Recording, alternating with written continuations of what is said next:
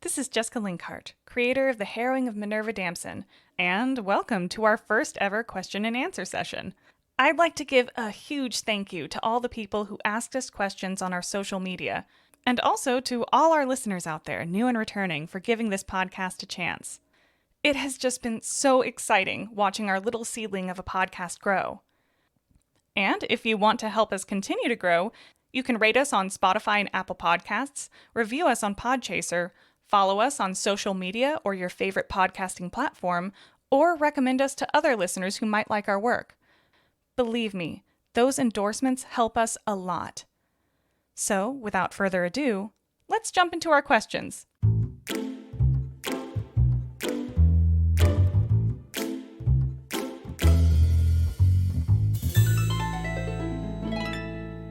Claire Brown Bear on Instagram asked, "How do you decide on names for your characters?" Well, I'm always on the lookout for interesting names, and I'm a huge believer in the power of names.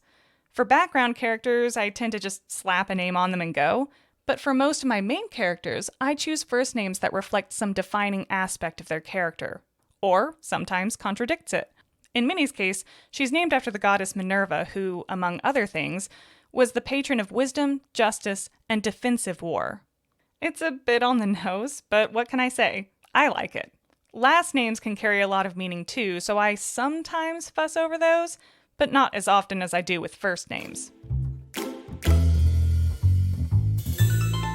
Results with Behave on Instagram asked, "What was the inspiration for Minnie?"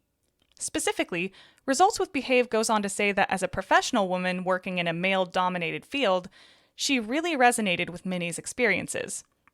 That's not an accident, really, as Minnie, and by extension the whole order, is inspired by stories I've heard from and about women in my family.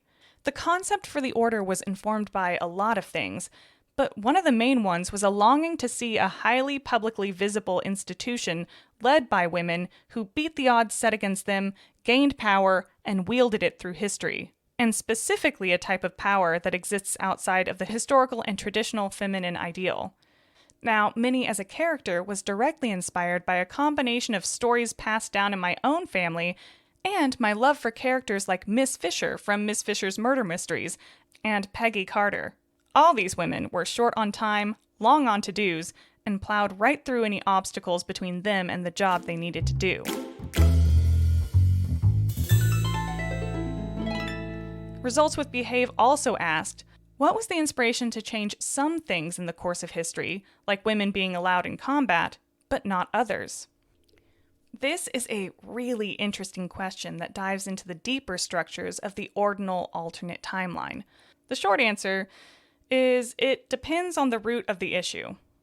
It's important to keep in mind that if something occurred after 1431 in our history, there's a good chance it has changed in the ordinal timeline in one way or another. Racism, for instance, is not as virulent an issue in the ordinal timeline. Why?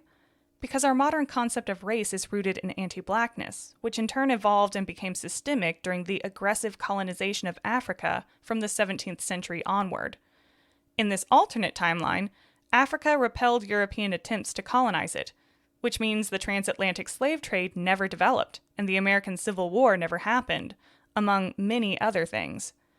This is one example of larger changes that exist in the setting's background, but that the eye of the story does not necessarily highlight because of the immediacy of the action and the perspective of our viewpoint character. Why then does misogyny still exist? Why does classism or ableism or imperialism? In short, because these issues have much deeper roots, going back for millennia, and to try to pull them out completely would change the course of human history in radically transformative ways hard to imagine or predict, which would be an interesting story in itself, but it isn't the one I wrote. So while the Knights of the Order have managed to gain some power and autonomy for the women in their ranks, they are the exception to the general rules, and they still contend with misogyny. Their status does not come without a steep social price. I just wanted to quickly say that I did not set out to create a world free of injustice or atrocity. Humans are complicated, messy creatures capable of both truly altruistic and horribly heinous things, and history reflects that complexity. I'm not sure there is any version of history that is perfectly morally just, putting aside questions of who exactly gets to determine what perfect morality is. And if there is one, I'm not sure the people populating it would be humans as we know ourselves to be. Now, I know that some of these topics are contentious, and I'm human and fallible and always learning, so I'll undoubtedly fail in some ways. Yet I do hope that if nothing else, I succeed in at least prompting a deeper conversation about some of these topics.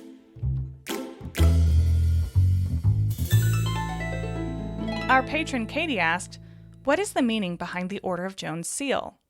So, remember, the Order of Joan formed in response to the unjust burning of Joan of Arc, and that fact is reflected strongly in the Order's crest. The crest features a sword and lily crossed and wreathed in fire, with the words, "Justice does not burn, it lights the way," around them. The lily is the traditional symbol of France, and the sword for courage and martial skill. The fire represents the flames that burned Joan of Arc, and the words are a direct rebuttal to the ruling of the court that sent Joan to her gruesome death. The order decided upon this motto before the church issued them the edict to remove the monsters of Europe, so for quite some time the motto and the order's function seemed out of step. However, as the order's mission evolved over time into one of the protection of magic practitioners and non-practitioners alike, the motto became more directly applicable.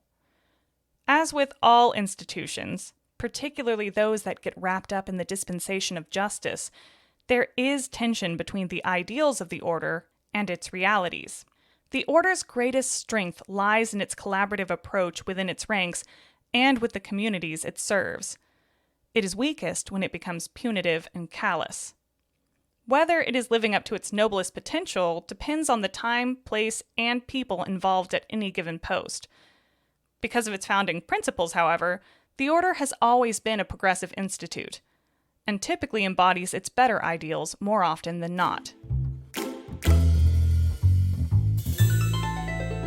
Our patron Sharon asked, what kinds of training do knights receive? Well, a knight's training varies greatly depending on period of history and location, but some generalizations might be made. Previous to their admission to the order, prospective knights undergo rigorous physical training and conditioning. They're typically trained in the melee and ranged weapons most commonly available in their time and place, and they're also taught basic hand-to-hand combat skills.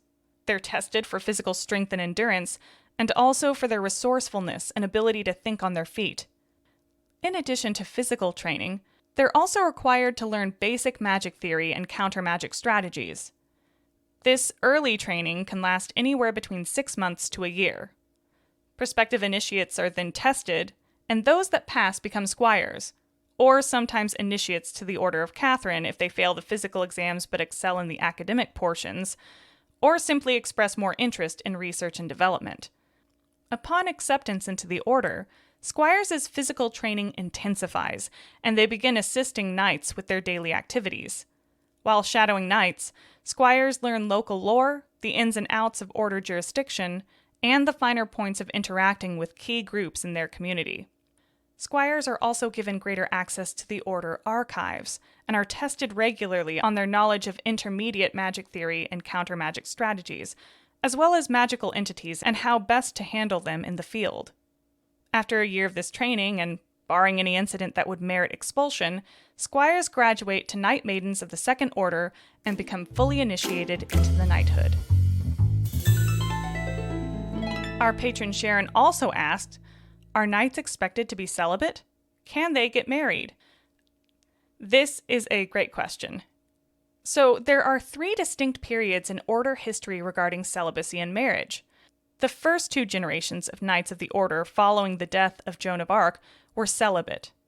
They were much closer to their ecclesiastical roots then, and wished to honor that tradition and Joan of Arc's own famous maidenhood. But as their numbers grew and their organization spread, this changed for a number of reasons. Women from all walks of life entered the order. Some were already married, sometimes to liberally minded husbands, sometimes to absent husbands, and sometimes to disabled husbands who could no longer work. Some were widowed and exceptionally skilled in their previous husband's trade, many of which were useful to the order, but these women were often already sexually active with no intention of curbing their passions. and some women entered the order as chaste maidens or widows, but eventually found love. While many women left the order upon marriage, many others wished to continue their service. For a few decades, the order made concessions for married couples, but continued to encourage celibacy outside of marriage. Ultimately, though, the simple fact was that there was no real way of discouraging sexual activity or enforcing celibacy within their ranks. As monster hunters, their knights often traveled away from their home posts on missions, and it was nigh impossible to prevent women from taking lovers on the road if they wished to. Around the time the order began loosening its ties to the church, all policies regarding celibacy, which were already largely defunct, were finally dropped. Knights in the order have enjoyed great sexual freedom for centuries, whether married or unmarried. I'd also like to point out something that was said in Q&amp, which was the second episode of our first season. Minnie's father mentions that the order is a notorious refuge for Saphists. He's correct. The order quickly became a safe haven for Sapphic women, and indeed, many women found love and formed lifelong partnerships within the order. By the 17th century, same-sex relationships were respected within the order and treated as marriages, and couples were given benefits and inheritance rights should one partner perish in the line of duty. In addition to the order's acknowledgement and acceptance of Sapphic women, it has long accepted people that today might identify as trans, treating them with dignity and granting them equal rights within the order's purview as well. Of course, these liberties so widely enjoyed within the order's walls throughout history were seldom flaunted outside of them. There has always been, as we all know, very real danger in that, with very real consequences. But these freedoms and rights were granted nonetheless, albeit quietly, and enabled its members to live a fuller life because of it. Well, there you have it. That's it for our first Q&A session. We had some truly excellent questions posed, and I hope that these answers proved satisfying, or at the very least, intriguing. If you have a question for us, go ahead and shoot us a message, or leave us a comment on Instagram or Twitter. We'll happily jot it down on our list to be answered in our next Q&A session. We're also working on something very special for our Maiden Tier patrons. An inter-season mini-arc following another knight and her harrowing tale. This one set in the Belgian Aldun during the autumn of 1915. Watch for more information on that in the coming weeks. And remember, if you've enjoyed the show and want to support us, please remember to rate, follow, and recommend us. It really helps. And with that, I wish you fair travels, knight. Until next time.